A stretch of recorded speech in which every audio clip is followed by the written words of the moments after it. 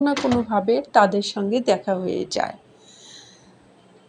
তো কাদের সঙ্গে দেখা হয় আমার?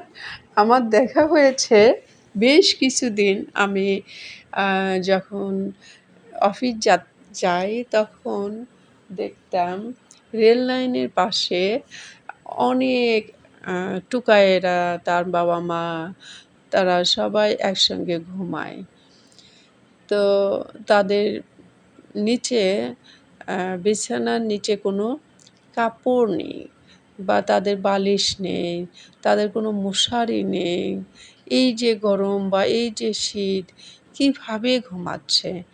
এই জিনিসটা আমি বহু বছর ধরে দেখে এসছি এবং আমার একটা উপলব্ধি এসছে এই জায়গা থেকে যে তারা যখন ঘুমায় তখন না তাদের একটা পোকামাকড় কামড় দেয়, না একটা পিঁপড়ে তার নাকের মধ্যে, কানের মধ্যে, চোখের মধ্যে যায়, কেউ যায় না। তো এই পিঁপড়াদের বা এই পোকামাকড়দের, বিচ্ছুদের যারা খুব ক্ষতিকারক বা কোনো একটা ইঁদুর, তারা কীভাবে এই উপলব্ধি করে যেখানে মানুষ ঘুমাচ্ছে তার পাশে বা একটা তেলাপোকার ছোটো বাচ্চা তার কানের মধ্যে যায় না।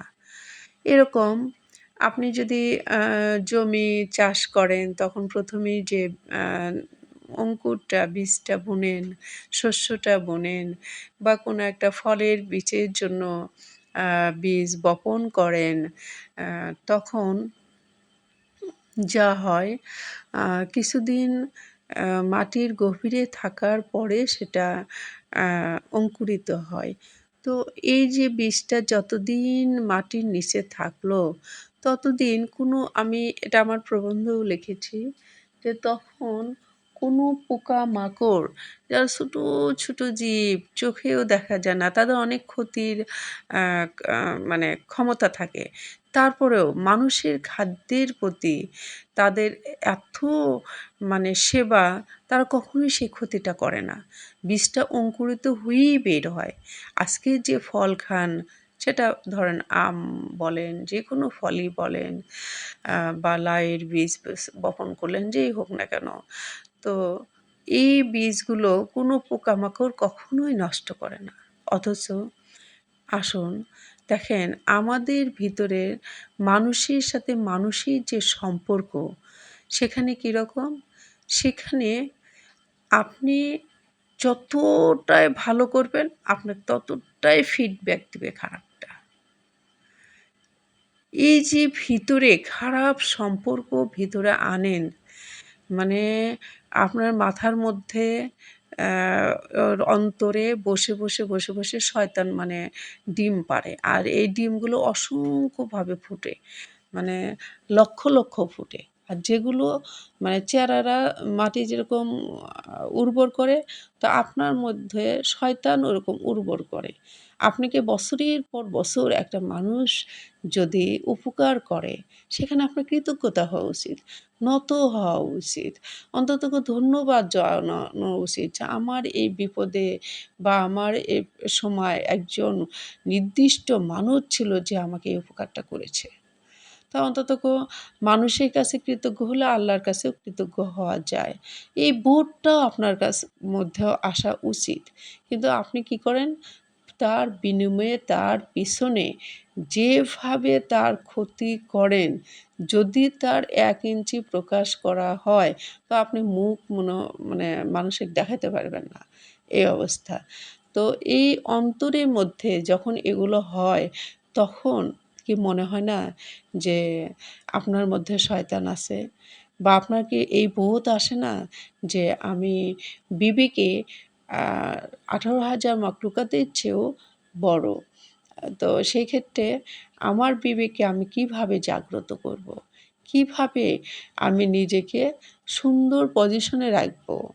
এটা মনে হয় না সম্পর্কের মধ্যে হয়। তো এখানে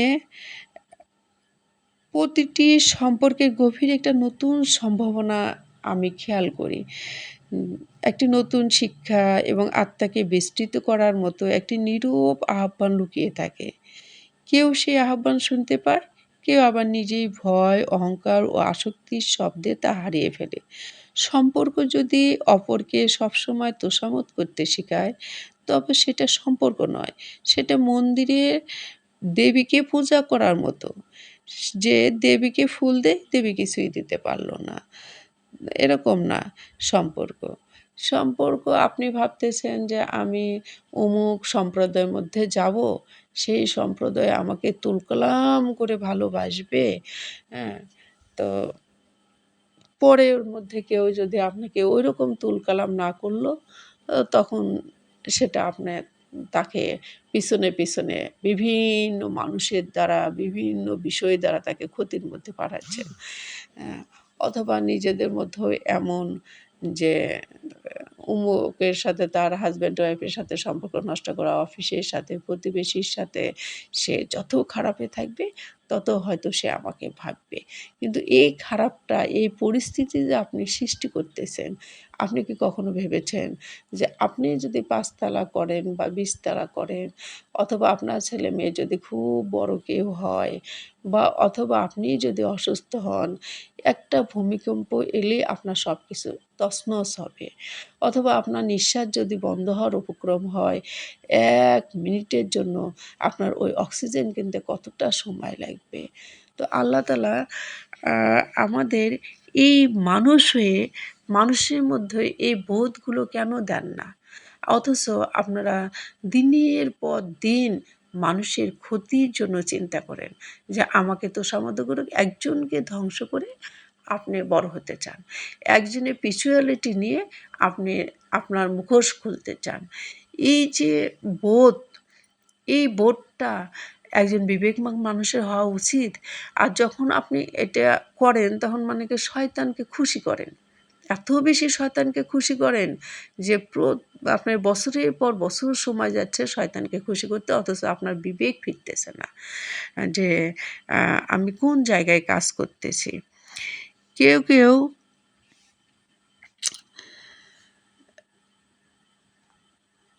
কেউ আবার নিজের ভয়, অহংকার, আসক্তির শব্দে এই সম্পর্কগুলো একদম হারায় ফেলে। সম্পর্ক যদি অপরকে সবসময় তোষামোদী করতে শেখায়, তবে সেটা ওটাই বলছি দেবীকে ফুল দেওয়ার মতো। আপনি বড় হলেন, আপনাকে সবাই সমীহ করছে, আপনি ১৬ আনা খুশি। সে একই বিষয় যদি আমার জীবনে ঘটে, তখন আপনি সহ্য করতে পারছেন না। ইগোয় ফেটে পড়ছেন। আমার ভালো কোনোভাবেই নিতে পারছেন না। আপনি ১৬ আনা আপনার বেলায় খুশি।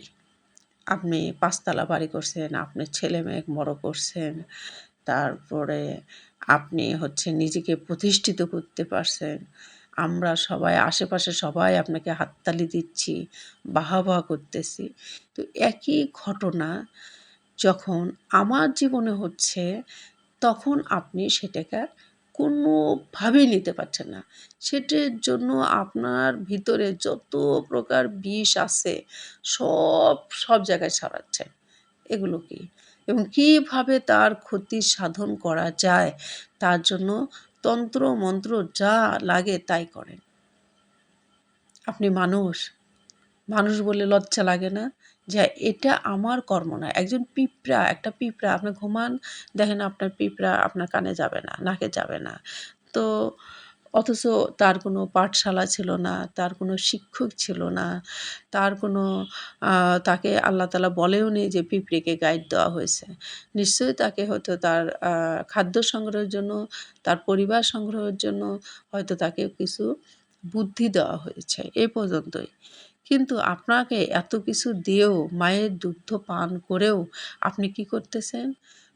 পোকামাকড়, পশুরা, অনেক পশুরা বা পাখিরা মায়ের দুগ্ধ পান করে না। কিন্তু মানব সন্তান মায়ের দুগ্ধ পান করে।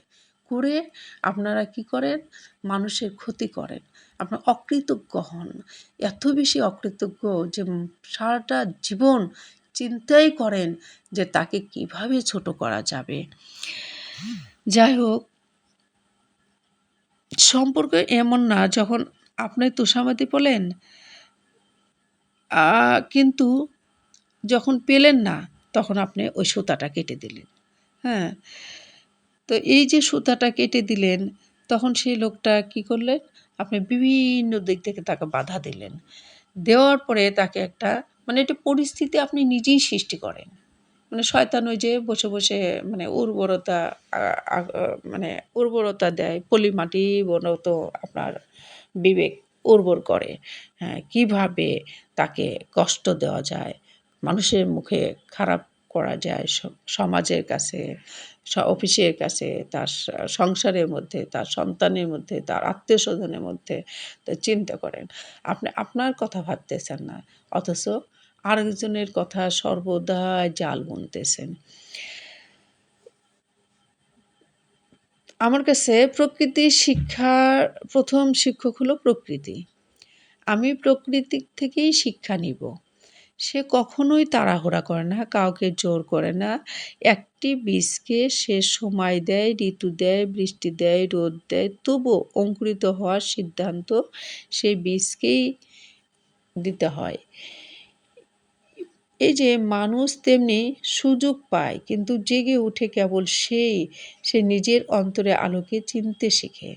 এই যে নিজের আলোকে যখন আপনি চিনতে শিখবেন তখন এগুলো আপনার কাছে কতটাই লজ্জিত হয়তো এখন বুঝতেছেন না। পরবর্তীতে এমন ওইটা খারাপ প্রতিফলন হবে যে ছায়া দীর্ঘ হয়ে যাবে আপনার জন্য। খারাপের ছায়া। এই পৃথিবী আমার কাছে একটা বিশাল গোলকধাঁধা। প্রতিটি মোড়ে নতুন পথ, নতুন প্রশ্ন, নতুন সম্ভাবনা। আমরা আমাদের ছোটবেলায় যে জায়গায় বসবাস করেছিলাম, আমরা আমি মনে করি পবিত্র আমার জন্মভূমি, পবিত্র আমার জন্মস্থান। আমার জন্মস্থানের আশেপাশে বিভিন্ন পেশার লোকজন ছিলেন। জেলে, আ তারপরে হিন্দু, তারপরে আ যারা তেল পেড়ে এরকম। আবার হচ্ছে যারা বাঁশের কাজ করে তাদের ফ্যামিলি থেকে একজন যারা বাঁশের কাজ করতেন, একজন আমার আম্মার কাজে সাহায্য করতেন। তো তার ছোট বাচ্চাকে সঙ্গে নিয়ে আসতেন। তো আম্মা পাশাপাশি তাদের লেখাপড়ার কোনো খরচ ছিল না। খুবই গরিব। আম্মা তাকে পড়াতেন। আরবি শিক্ষা দিতেন। সে এখন অন্ততপক্ষে ৪ বার হজ করেছে, নিজে মসজিদ দিয়েছে। আরও ১০ জন মানুষকে এবং আমাদের সঙ্গে সবসময় যোগাযোগ রাখে। এখনো কৃতজ্ঞ সে। এটা হলো মানুষের প্রতি মানুষের কৃতজ্ঞতা এবং সহযোগিতা। য ধরেন একটা পুকুরে আপনি যখন একটা পানি নিটবেন, তো তখন সঙ্গে, সঙ্গে অন্য পানিরা এসে পুকুরের জায়গাটা মানে পূরণ করে দিবে। আবার এক জায়গায় বাতাস নেই, হয়তো দেখবেন যে এমন বাতাস চতুর্দিক থেকে এসে হয় ঘূর্ণিঝড় হয়ে বা দ্রুত বেগে বাতাসটা পূর্ণ করবে। এগুলো প্রকৃতির শিক্ষা। প্রকৃতি এগুলো করে। কিন্তু আমরা কি করি? যে এর হচ্ছে গার্ডিয়ান নাই, এর হলো অভিভাবক নাই। নে একে কিভাবে ডাবানো যায়? কিভাবে এর খুঁত ধরা যায়? এগুলো কি মানুষের কর্ম? আবার এর সম্পত্তি কিভাবে ভোগ করা যাবে? একে কিভাবে এখানে বিতাড়িত করা যাবে? মানে আশেপাশের থেকে নেওয়া অফিসে বিভিন্ন জায়গায় তাকে হচ্ছে ছোট করা। ওর তো কেউ নেই।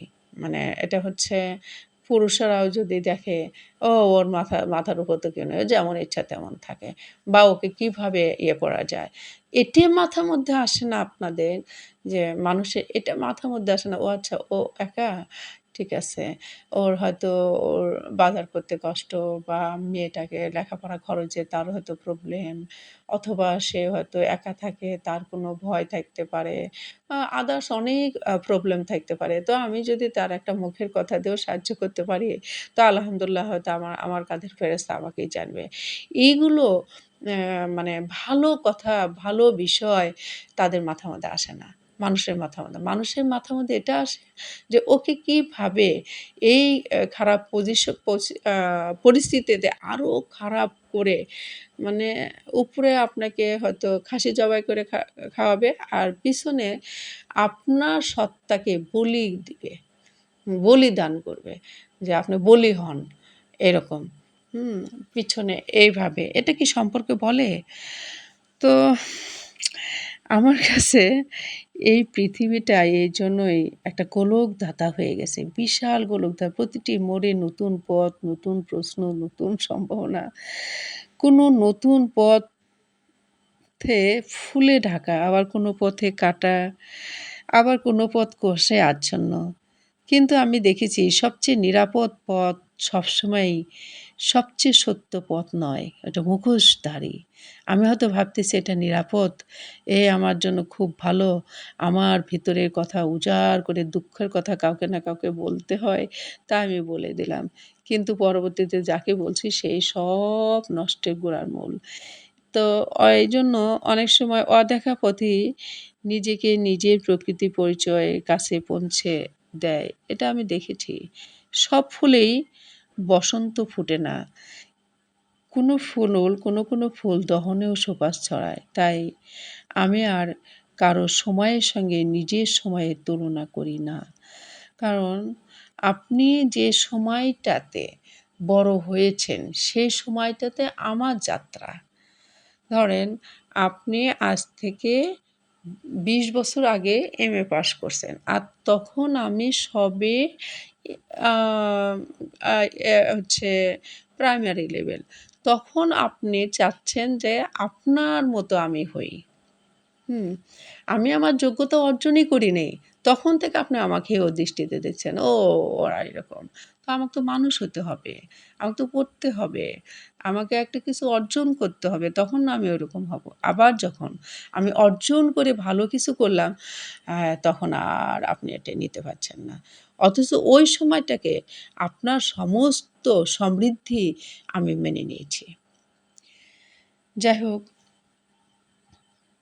আমি শিখেছি ভালোবাসা কখনো শৃঙ্খল নয়, যা আঁকড়ে ধরতে হয়, তা একদিন হাত ফসকেও চলে যায়। আর যে ভালোবাসা মুক্ত, সে আকাশের মতো ধরে রাখা যায় না, কিন্তু অনুভব করা যায়। ভরা হাতে নতুন আশীর্বাদ ধরা যায় না, কখনো কখনো ছেড়ে দেওয়াও ইবাদত হয়ে ওঠে। আপনার আমার চেয়েও আমি যে রক্তের, আমি যে এত বিপদে, এই সময় আপনার আমি চাইছি আ নিরাপত্তা। কিন্তু দেখা গেছে যে আপনি আশ্রয়ের নামে আমাকে আশ্রয়ের নামে নিরাশ্রয় করছেন ভিতরে, ভিতরে। আবার আপনার সম্পর্ক অন্যজনের সাথে, তখন কি আমার সম্পর্ক ভালো লাগবে? কক্ষনোই না। আপনি বারবার আমাকে আঘাত করবেন। আপনি বারবার আমাকে প্রত্যাখ্যান কারণ আপনার হাত দুটো তো মানে ভর্তি। তো ভরা হাতে যে বেলা আপনার অঞ্জলি থাকে, ফুলে ভর্তি থাকে, তো তখন আমার আশীর্বাদের নোটটা আপনার ওই ফুলের মধ্যে ফুটবে না। আপনি নিবেন না। এতে এটাই প্রমাণ যে আপনি কেন প্রত্যাখ্যান করেন? কেন আপনাকে জিনা বলেন? নিশ্চয়ই আপনার এমন কিছু বা আপনি আ অ হচ্ছে আপনার কাছে গেলে আপনি সেটা অপমানের মনে করতেছেন। এগুলো বা আপনি কোনো কারণে আমাকে অন্যভাবে করতেছেন। এটা এককভাবে আমি বলতেছি না। আমি বলতেছি যে ২ হাত যার ভরা থাকে বা যে গাছে অনেক ফল থাকে সে গাছ নতুন ফল দিবে না। তার কাছে তো আছেই। সে অবশ্যই কোনো না কোনোভাবে চাইবে সেটা দূরে সরে যাক।